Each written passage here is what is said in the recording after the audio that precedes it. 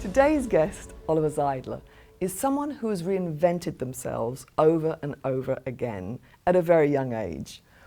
After missing out on Rio 2016 as a swimmer, he switched sports completely and moved into rowing, where he became world champion within 3 years. Later, after a setback in Tokyo, he won gold at the 2024 Paris Olympics. While training, he also has worked for nearly a decade at Deloitte, earning degrees in taxation. And now he's an IMD MBA candidate, reinventing himself once again. Oliver, thank you for joining us. It's a pleasure to speak to a fellow Olympian, particularly one as accomplished as yourself and whose grandfather competed in the same Olympics as myself. So that gave me a bit of a shock this morning, but wonderful. Can you share with me, you grew up in a family full of Olympic success. Your grandfather, your aunt, I think your father was also a champion rower, your sister competes. How was it to grow up in that environment? And did it kind of normalize peak performance for you? Yeah. First of all, thanks for having me. And my family was always very, very strong support for me, because they all understood what it means to perform on a very high level, to understand what it needs to become successful in sports. And that's why I had a lot of support from my grandpa, who drove me to training when I was young, to all the pool sites around Munich. My parents, who also visited my competitions and were always there to support a lot. So this was very, very helpful. Yeah, wonderful. And we talk about secure bases, the people in our lives that both support us but stretch and challenge us. Could you share an example of somebody who's been a secure base for you in your sports career, who challenged you at a time where you maybe didn't like it, but it was helpful? I think the biggest secure base in my life was actually my grandpa. He, as you said, was also an Olympic champion, raced in the same Olympics as you in rowing as well. And when I was young and still a swimmer, he was really someone who shared the stories of his experiences and was always motivating me. Even when there were upsets in my sports career, he was the one who challenged me then and said, yeah, what went wrong? What can you do better? And then also shared his story, how he failed sometimes and then came back stronger afterwards. And I think that is something what I copied. And he was also the one who inspired me to combine the two careers, like a business career and a sports career, because he was also someone who studied next to all the sport he did, to have then the opportunity to actually feed a family, because in Germany it's not very attractive to do non-football sports, so Olympic sports, because there's not a lot of funding, and you really need to have something you can do after your career to earn a living. How was it to go into an office? I mean, it's a very different environment to the sports world, right? How was that experience when you first started that? Well, it was also about motivation, I think. So I wanted to do something what not everyone else does. That's why I first of all went into tax consulting. I was not sure if I am more interested in law or business, what everyone studies if they don't know what to do, and then law, where you can end up in Germany after 6 years without a degree if you don't pass the exams there. So I found a middle way with tax consulting, where it's also very business related, a lot of law in there, and I enjoyed it for a few years. And this is something what motivated me, or I like the challenge, this uniqueness of this track. And that's why I went that way, and it was not so challenging to change from school to an office environment, because I started right after my A-level with Deloitte, and they always supported me, not only in sports at the beginning, actually not, but then with a lot of education and learning. You talked about you like challenges. So what made you decide to step out of the consulting career and take an MBA? I mean, obviously it's a challenge, but what was it that made you decide that, and why IMD? Yeah. So when you look at my CV, it seems like that I always stayed with Deloitte, but I changed departments within Deloitte as well. So I always was exploring a bit what's something what interests me. And I think at some point I found out that I want to do maybe something completely different. And that's when the MBA came up as an idea, because you have a lot of time to reflect there. You learn a lot more than what you learned before. So just to widen the knowledge base, and then having the opportunity to change careers completely. This was something what I did from swimming to rowing already. That's what I did from school to consulting, and now MBA. And then the next step, let's see what it is. But I think this is a good. I thought it was a good opportunity to just change careers once more. So what I'm hearing from you is this sort of inbuilt desire or ability to become a beginner again. You know, so you master something and then you become a beginner again, and then you master something and become a beginner again. What is it? Because that's such a powerful characteristic to have, right? The beginner's mindset. What is it that's helped shape that for you, and what does that bring into business? Well, I think I realized that when I actually switched from swimming to rowing.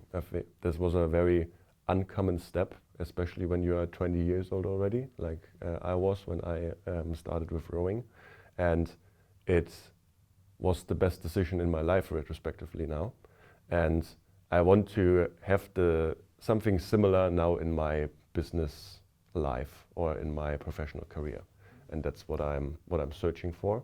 And that's where I thought that the MBA is a good opportunity as well. And so when you look into the future of your business career, what does Olympic gold look like in business? Oh, that's a very good question. I think I would like to take more responsibility, becoming a very good and effective leader. This is the ultimate goal. And this might sound very abstract, but I don't want to really target a certain position I want to have. I think there are a lot of options which would make me happy, and that's how I will go on. So it's more about you as a leader with others. Yes, exactly. Versus the actual role or title. Exactly, and this is also maybe something different again, because at the moment it seems like that I'm in the single scull. I'm an individual athlete, but I would like to have more this team environment and seeing the bigger picture, enabling others to achieve their goals. And this is where IMD helped me as well to understand a bit better what drives other people, how to become a leader and how to become more effective in the leadership. Yeah, because I suppose even though you're an individual athlete, you have a whole team around you, but they're all vested in your goal.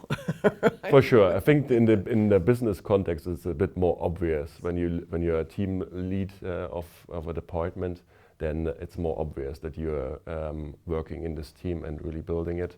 I did the same in rowing, where I built up a team after the Olympics 2021 in Tokyo, where I realized that the system that the German Federation provides is not very helpful.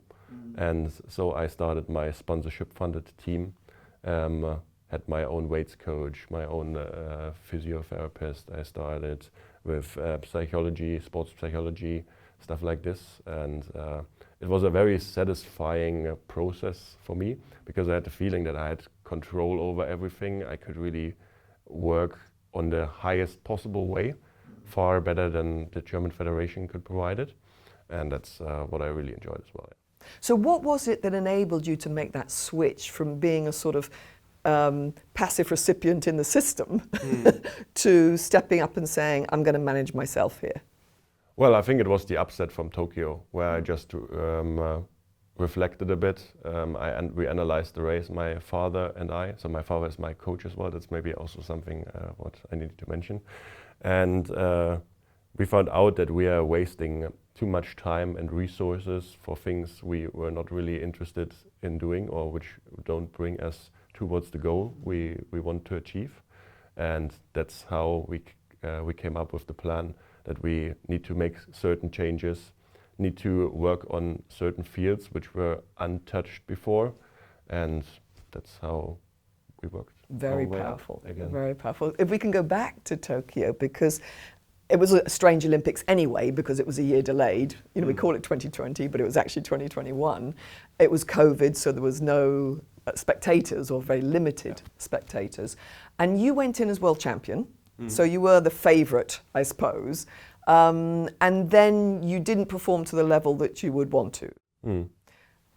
In fact, I think you didn't make the finals, is that correct? Yeah, that's true. So in the semi-final I became fourth, and so I was in the B final. In the end I won the B final, but that was not enough for my expectations. When you go in there as as the reigning world champion, the favorite for gold, a whole nation expects you to do very well, because the last medal in the men's single sculls was in 2000, so 20 years ago. So there was a lot of expectations I needed to manage, and then fail. That's a huge upset. Yeah, it must have been devastating. Yes, exactly. Not only for yourself, but you also feel responsible for the people around you, for a whole nation, and that's tough. Were you tempted to walk away at that moment? Well, I needed to have some time after this, after the racing in Tokyo, to just take a step back and think, being a bit off sports again, because I spent my whole life in sports basically, from swimming, then immediately to rowing, and then I took 1-2 months off to just understand what I really want to do. And in the end, it was I was visiting a friend here in Switzerland, in Zurich. He had a race in Lucerne at Rothsee, my favorite lake, the Lake of Gods, because it's a natural lake which is just a bit longer than 2 kilometers long. And it's always the place where the World Cup final every year happens, because it's the fairest course and nestled in a valley there. It's really beautiful. And I was standing at the shores there while he was training and preparing for his race, and this is where I decided then to go for another Olympic cycle, because I really wanted to win on that lake again, and this was a very powerful moment. Beautiful. So it's a defining moment that you can recall, standing there. Beautiful. And I believe you actually worked with a psychologist to go through the grief cycle in that process. How was that, and what did you learn from that? That was also challenging, because before that I always said that I don't need psychology at all. I can handle this on my own. I'm having just fun, making some trouble, and this is how I understood myself. But it was a huge mistake. I think if I had started earlier with sports psychology, I had understood a lot more about myself, how I can prepare properly for a race. So I also did some preparation where I just imagined the strokes and how it is to race there. So visualization. That's what I did before already. But there's so much more, and especially when there's a trauma like I had it in Tokyo, you should really put the fish on the table. Yes, exactly. And really handle the issue instead of leaving it in there for a long time. And I left it in there for still 1.5 years before I finally targeted this issue together with Annalene, my sports psychologist. And it was very helpful. It was a huge relief, actually. And when you went to Paris, did you have doubts at all in your mind? Or had you focused so much on making up for So I was a bit anxious before the semi-final, especially. I knew that this is the race where I lost it the last time. And my mom was on the grandstands, and my whole family was cheering for me. So they were all in Paris. So there was a bit of pressure that I finally need to perform now. And even if we went through this whole grieving cycle, there was still some demons with me from Tokyo. But then when I lined up at the start line and I could finally do something, before you feel a bit paralyzed. When you go to the start line, you are just waiting for the call over, and then you can finally do something. It's a weird feeling, and you're really feeling the anxiety and a lot of adrenaline inside you. But as soon as there was the attention go, it was just executing the race plan. It was the ultimate test before the final that I can execute the race plan there. And I ended up with the Olympic record. I smashed the record by almost 5 seconds in the semi-final, which was amazing. And I remember going to the cool down area then and really taking 2 minutes to just cry my eyes out, because I finally had I said really goodbye to these demons from Tokyo. Yeah. And yeah, then I was ready for the final. And then you were cleansed and ready. For sure, and the final, it was just enjoying, honestly. What would you take from that experience? Well, I think resilience, it's often used as a buzzword, but I can say from experience that the upsets, handling these upsets and then coming back or trying to do something different, coming back stronger, made me a better person and a better athlete. So this is something what I really want to embody and tell the people. And then it's also these exploration which I am doing, always reinventing myself. Sometimes it can be the best thing to do in your life, to just do something else what you are curious about, like I did it with rowing. And yeah, I just want to motivate people or inspire people to sometimes try other things, going a different way than the mainstream. You're doing an MBA and you're looking at what that means for your business career. What advice could you give others? I mean, you're with a number of others on the MBA, but more broadly, what advice would you give to people in business who do face setbacks, who do struggle and do fail? I think it is very important to understand why certain things happen, so you can really do something against it or to avoid these mistakes in the future.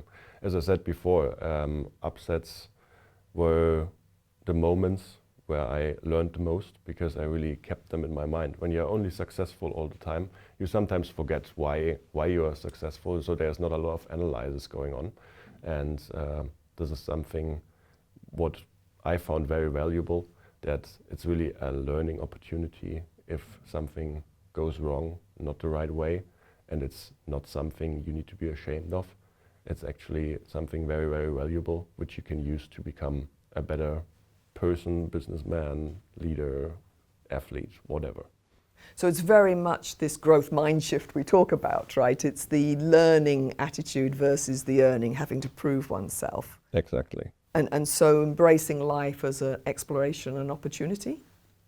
Exactly, and I think with the gold medal in Paris, I earned it all, I achieved it all, and sometimes when I talk to people, they are asking, yeah, why are you continuing? You achieved everything now. It will be hard to beat this experience from Paris anyways, but I say, yeah, I just enjoy it, and I love what I'm doing, and I would like to, yeah, leave a even bigger legacy as I already did in sports. And once you've got the Olympic gold, you've got the Olympic gold forever. Exactly. Right? Yeah. So I have nothing to lose, and I'm really enjoying it. And it was the same in Shanghai now. Even if I didn't go there in the best form of my life, it was still something important to me, that I don't just watch the others taking my title. I wanted to fight. I wanted to show up and not hide. Yeah. And in the end, it was a very good decision. I didn't win the gold medal, but I won a very, very unexpected silver medal. And that, next to an MBA, is an impressive performance, which adds another cool story to my story deck. If you were to look back in 40 years, you're still young, let's say 40 years' time, or even a little bit younger, the age of some of these CEOs that you mentioned, what would you hope people would say about the legacy that you're hoping to leave? So I hope that I can copy somehow my experience from the sport and bring it into the business world. I think this personal connection and the impact sports can have, where I'm really convinced that athletes are great people to have in your company, because they have this different kind of experience. To bring something like this into a business environment would be very, very cool, because as I said, this mutual respect, this hard work and all of that what rowing embodies, to carry this into a company which might not have that before, this would be something what I would be very curious about to test it out. Yeah. And to drive a culture. Yeah, exactly. So a bit of change management, a bit of cultural shifts. This is something what I would really enjoy. So Ollie, you're in a period of ambiguity, uncertainty at the moment yourself about what your future career is going to be. What advice, what sort of 3 key messages would you give to others going through a period of uncertainty or ambiguity? So I think first of all, what was very helpful for me to still have a bit of a safe space or a backup. So that's why I also decided to work next to my sport, because I wanted to have this backup. If at some point I would be injured, then I would always have the opportunity to just work full time, still pay my bills, pay for my living. This is something what I really found important, so that you are managing this security with a bit of uncertainty, that you always have a backup. That's the first thing. Then the second thing, that you really enjoy what you're doing. This is very important, because that's what I also tell little children who want to be successful in sport, that the most important thing is having fun in what you're doing, otherwise it's not sustainable. And then the last thing is managing the exploration, which I'm doing pretty successfully, with the exploitation, so that you have something where you are really good at, where you can rely on, but also think about what you could do in addition, or what's going on around you, so that you don't ignore what you could explore, and finding other ways to do business. I was always very innovative. That's why I think it was possible to become a world champion after 3 years, because I was not in the sport for 10 years or even longer, having always the same material, being used to everything around me. I was able to test different boats. I tested different blade shapes. I tested all of that stuff. I think this gave me a bit of an edge, and that's something I would like to tell the people too, that it's important to be open for innovation and explore a bit what's going on around you. So to push the boundaries, Exactly. to be curious and question the assumptions that are... Yeah. So here on the MBA, Ollie, you're working with a lot of different people from diverse backgrounds, experiences, who may have different motivations. How does that dynamic work when you're together? So at the beginning it was very challenging, because there are a lot of cultures coming together. There are a lot of different experiences and a lot of different characters. And you, especially in the group setups, you need to manage all of that suddenly. Being in a room with strangers, so you don't know each other at the beginning, that was a bit challenging, because I always came from this competitive background where when you don't put 100% into your work, you will not be in the boat, so you disqualify yourself basically. But it's a bit different in the business environment.